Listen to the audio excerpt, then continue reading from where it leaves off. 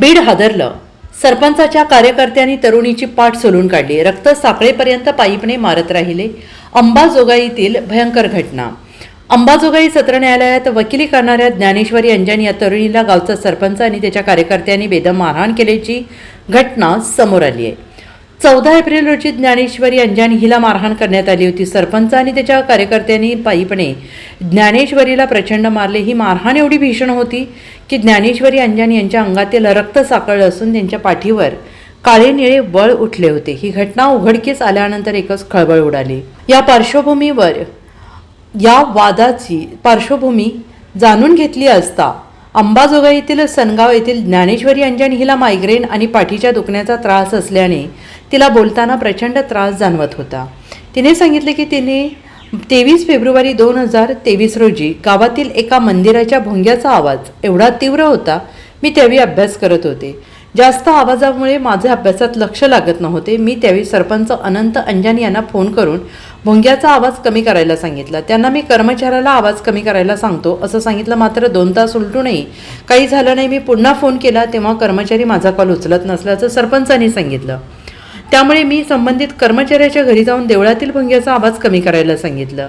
तेव्हा मी नॉनव्हेज खाल्ल्याने मंदिरात जाऊ शकत नाही असं त्यांनी म्हटलं. त्यामुळे मी पुन्हा सरपंचांना कॉल केला तेव्हा त्यांनी पोलिसात तक्रार करायला सांगितली. मी त्याआधी ग्रामविकास अधिकाऱ्याला फोन केला. तो बोलला मी उद्या आल्यावर आवाज कमी करतो. त्यावर मी बोलले की आवाज सकाळपर्यंत सुरू राहिला तर मी काय करू, मला त्रास होतोय. त्यामुळे आवाज सहन होत नव्हता. त्यामुळे मी पोलीस ठाण्यात फोन करून तक्रार केली. पोलिसांनी यामध्ये हस्तक्षेप करून आवाज कमी केला. त्यानंतर दुसऱ्या दिवशी सरपंच त्याच्या लोकांना घेऊन माझ्या घरी आला. माझ्या आईवडिलांवर दबाव टाकला. तुम्हाला धार्मिक कार्यक्रम करू द्यायचे आहेत की नाही असं त्यांनी विचारलं. आणि या प्रकारानंतर सरपंचाने मुद्दाम पिठाच्या 3 गिरण्या आमच्या घराच्या बाजूला सुरू केल्या. या सततच्या आवाजाने मला गंभीर प्रकारचा मायग्रेन सुरू झाला. मला पाठदुखीची समस्या जडली असा आरोप ज्ञानेश्वरी अंजन यांनी केला आहे. मंदिरावरच्या भोंग्यांची आणि गिरण्यांची तक्रारी ज्या पहिल्या दिलेल्या होत्या वेगवेगळ्या अधिकाऱ्यांच्या समोर, त्याच्यामुळं मला मारहाण झालेली आहे आणि याच्यामध्ये पोलिसांनी मला सहकार्य केलेले आहे. आज जर मी तुम्हाला प्रत्यक्षात तुमच्या समोर आहे, जिवंत आहे, याला कारणीभूत पोलीसच आहेत. पोलिसांनी मला खूप सहकार्य केलेलं आहे आणि माझी मागणी अशी आहे की ह्या लोकांवरती मकोका लावण्यात यावा, यांना जामीन देण्यात येऊ नये.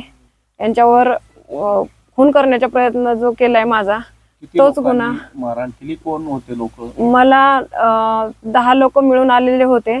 त्यातल्या 9 जणांनी मला बेदम मारहाण केलेली आहे आणि एक जो होता त्यांनी हिला खलास करून टाका, हिला जिवंत सोडू नका असं बोलत होता. घाण शिव्या देत होता आणि मी बेशुद्ध होईपर्यंत मला त्यांनी मारलेले. त्याच्यामुळं आणि हा सरपंच हे पद काही साधन नसतं, सगळ्यांना घेऊन चालायला पाहिजे गावातल्या. तर पहिलं याचं सरपंच पद ह्याचं रद्द करण्यात यावं, कारण हा त्या लायकीचा माणूस नाहीये. एक महिला, मी त्याच्या मुलीच्या वयाची आहे आणि कुणीही माझ्या घरचं तिथं नसताना सोडवण्यासाठी कुणी माणूस येणार नाही हे सगळं कन्फर्म करून त्यांना माझ्यावर हल्ला केलाय. एकही महिला सुद्धा तिथं कुणी नव्हती आणि पुरुषांनी म्हणजे मलाच आता प्रश्न पडलाय की माझं जेंडर काय आहे, नेमकं मी काय आहे काय म्हणून ह्यांनी मला मारले.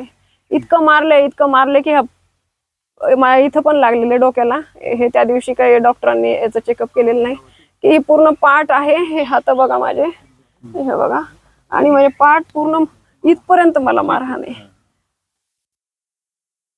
तर ह्याचं सरपंच पद पहिलं ह्याचं रद्द करण्यात यावं आणि ह्या लोकांना अजिबात जामीन मिळून देण्यात येऊ नये.